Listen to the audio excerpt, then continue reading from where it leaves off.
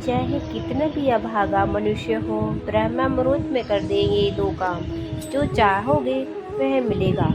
दोस्तों, एक समय की बात है जब माता पार्वती ने भगवान शिव से पूछा, हे स्वामी, मैंने देखा है कि चाहे कितना भी अभागा मनुष्य हो, अगर वह सुबह के समय ब्रह्म मुहूर्त में उठता है तो वह सुखी रहता है। ऐसा क्यों होता है? मुझे ब्रह्म मुहूर्त का रहस्य बताइए। तब भगवान शिव ने कहा, हे देवी, मैं आपको इस प्रश्न का उत्तर एक छोटी सी कथा के माध्यम से बताऊंगा। अगर आप इस कथा को ध्यानपूर्वक सुनना है और जो भी इस मनुष्य को कथा को पूरा सुनेगा वह मुहूर्त का रहस्य जानकर पूरा जीवन बदल सकता है। तब माता पार्वती कहती है, हे स्वामी, आप कथा को कहिए, मैं इसे ध्यानपूर्वक सुनूंगी। फिर भगवान शिव कथा को सुनाना प्रारंभ करते हैं। बहुत समय पहले की बात है। काशी में मृत्युंजय नाम का एक लड़का रहता था। वह बहुत ही अच्छा था, लेकिन उसकी एक गलत आदत थी कि वह देर तक सोता रहता था। सुबह उसे जगाने के लिए घर वाले उसे कई प्रयास करते थे, परंतु वह रोजाना सुबह देर तक सोता और वह लड़का कभी भी 10 बजे से पहले नहीं उठता था। उसके परिवार वाले कितनों कोशिश करते थे, लेकिन वह लड़का जल्दी नहीं उठता था। जब वह बालक था तब परिवार वालों ने सोचा कि वह बड़ा हो जाएगा तो उसकी आदत में सुधार आ जाएगा। परंतु वह लड़का जैसे जैसे बड़ा होता गया, उसकी यह आदत और भी ज्यादा गहरी होती चली गई। फिर उसके माता पिता उसकी इस आदत से बहुत ज्यादा परेशान रहने लगे थे। इस लड़के को ढेरों नकारात्मक शक्तियों ने घेर लिया था। वह सभी को पलटकर जवाब देता था और दिन भर उदास रहता था। उसका असर उसके स्वास्थ्य पर भी पड़ रहा था। जब वह उस लड़के को कुछ यह पता लगा कि उसके सारे मित्र सफलता को प्राप्त हो चुके हैं, तब वह भी ज़्यादा चिंतित हो गया और ईश्वर को कोसने लगा और बार बार यही कहता कि मेरी किस्मत ही खराब है। परंतु उसके पिता अच्छी तरह जानते थे कि लड़के को असफल होने के पीछे क्या कारण है। फिर भगवान शिव ने कहा, हे देवी, एक दिन की बात है जब उसके पिता को किसी सन्यासी के बारे में पता चला तो वह तुरंत अपने बेटे की समस्या को लेकर उस सन्यासी के पास जा पहुँचे, जिससे सन्यासी को बड़े ही विस्तार से अपने बेटे की आदतों के बारे में बताया। फिर सन्यासी ने कहा कि कल आप अपने बेटे को इस आश्रम में लेकर आने को कहा। फिर इस लड़के का पिता अपने घर की ओर चला गया और पता था कि वह सीधे तरीके से अपने बेटे को सन्यासी के मिलने के लिए कहेगा तो वह कभी भी तैयार नहीं होगा। तब उसके पिता ने कुछ दिमाग लगाया, जिससे अपने बेटे को अपने पास बुलाया और कहा, तुम्हारे मित्र जीवन में सफलता को प्राप्त हो चुके हैं, क्या तुम सफलता नहीं पाना चाहते हो? फिर उस लड़के ने उत्तर दिया, जरूर पिताजी, मैं भी सफल होना चाहता हूँ, परंतु जब भी मैं अपने मित्रों से उनकी सफलता का रहस्य पूछता हूँ तो वे मुझसे कुछ नहीं बताते। भगवान शिव ने कहा, हे देवी। फिर उसके पिता ने अपने पुत्र से पूछा कि मुझे यह रहस्य पता चल गया है, वह सभी को क्यों सफल होते जा रहे हैं? तब उस लड़के ने बड़ी उत्सुकता से पूछा, क्या पता चल गया है पिताजी? पिताजी, कृपा करके आप मुझे बताइए। फिर उसके पिता ने कहा, कल सुबह तुम्हें एक सन्यासी के आश्रम में जाकर उनसे मिलना है।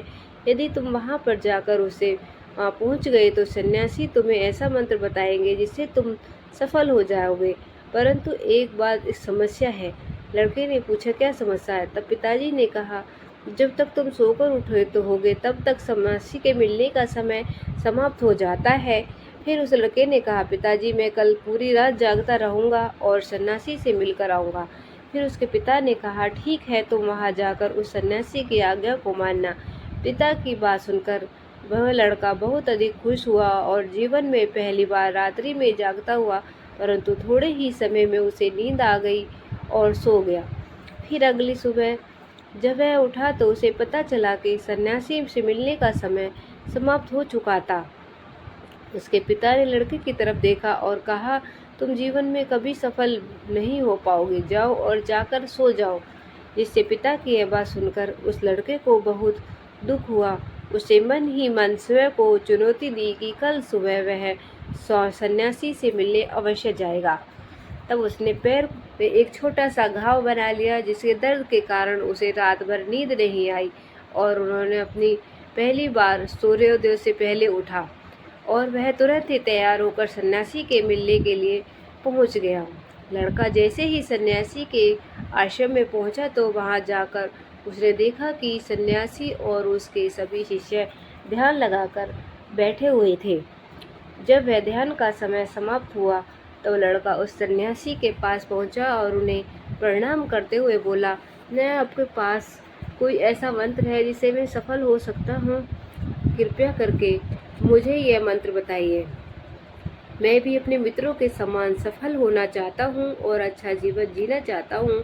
दोस्तों, भगवान शिव ने माता पार्वती से कहा कि हे देवी। फिर सन्यासी मुस्कुराए और बोले, अच्छा तो तुम वही बालक हो, तुम्हारे पिता मुझसे मिलने के लिए आए थे और उन्होंने तुम्हारे विषय में मुझे सब कुछ बता दिया था। मैं तुम्हें वह मंत्र अवश्य दूंगा, बता देता। परंतु जब उस लड़के ने जैसे ही परंतु सब सुना तो वह घबरा गया। उसने पूछा, परंतु क्या गुरुदेव? तब सन्यासी बोला, मैं तुम्हें एक मंत्र बताऊंगा, परंतु अगले 21 दिन तक तुम्हें मेरी आज्ञा माननी होगी। मैं तुम्हें वह मंत्र 21 दिनों के बाद बताऊंगा। तब तक मैं तुम्हें जो भी कार्य कहूँगा तुम्हें वह कार्य करना होगा। यदि तुम असफल हुए या कार्य के बीच में तुम्हारा संकल्प टूट गया तो उस मंत्र का असर नहीं होगा। वह दृढ़ निश्चय के साथ उस लड़के से कहा कि मुझे आपकी सारी आज्ञा स्वीकार है। मैं अगले 21 दिनों के लिए आपका दास हूँ। आप जो भी कहेंगे मैं वही कार्य करूँगा। मुझे केवल और केवल उस मंत्र के बारे में जानना है जो मुझे भी सफल होना है। दोस्तों, फिर भगवान शिव ने कहा, हे देवी। सन्यासी ने उस लड़के को कहा, ठीक है, कल से तुम्हारा कार्य शुरू होगा। तुम इसी आश्रम में निवास करो। जब तक लड़का आश्रम में निवास करने के लिए तैयार हो गया, सन्यासी ने कहा, यहाँ रहते हुए तुम्हें ब्रह्म मुहूर्त में उठना होगा और दूसरे शिष्यों की तरह ध्यान और तप करना होगा। साथ ही आश्रम के कार्यों में भी सहायता करनी होगी। ध्यान रहे, यह संकल्प टूटना नहीं चाहिए। अब वह लड़का सन्यासी की बात से सहमत हो गया और अगले दिन से उसके कार्य के दिन की शुरुआत थी। इस प्रकार उसने दृढ़ निश्चय किया, परंतु 1 सप्ताह बीतने के पश्चात ही वह उसका संकल्प टूट गया और वह 8वें दिन देर तक सोता रहा। जब वह नींद से जागा तो उसने कहा, मुझे कितनी बड़ी भूल हो गई है। वह सोते हुए सन्यासी के पास पहुंचा और कहने लगा कि हे गुरुदेव, मेरा संकल्प टूट गया है। मैं जीवन में कभी सफल नहीं हो पाऊंगा। फिर सन्यासी ने उसे समझाते हुए कहा कि एक बार फिर से शुरुआत करो, फिर से संकल्प करो। तब फिर उस लड़के ने सन्यासी से पूछा कि सुबह उठना इतना आवश्यक क्यों होता है और यहाँ सभी लोग इतने जल्दी क्यों उठ जाते हैं। तब सन्यासी ने लड़के को समझाते हुए कहा कि सुबह यानी ब्रह्म मुहूर्त में उठने के पीछे बहुत बड़ा विज्ञान छिपा हुआ है। लड़के ने कहा, कृपया मुझे यह विज्ञान बताने की कृपा करें। फिर सन्यासी ने कहा कि रात्रि को 4 पहर में बांटा गया है। पहला रुद्रकाल, जिसका समय शाम 6 बजे से 9 बजे तक का होता है। दूसरा राक्षस काल, जिसका समय रात्रि से 9 बजे से 12 बजे तक का होता है। तीसरा गंधर्व काल, जिसका समय रात्रि 12 बजे से 3 बजे तक होता है।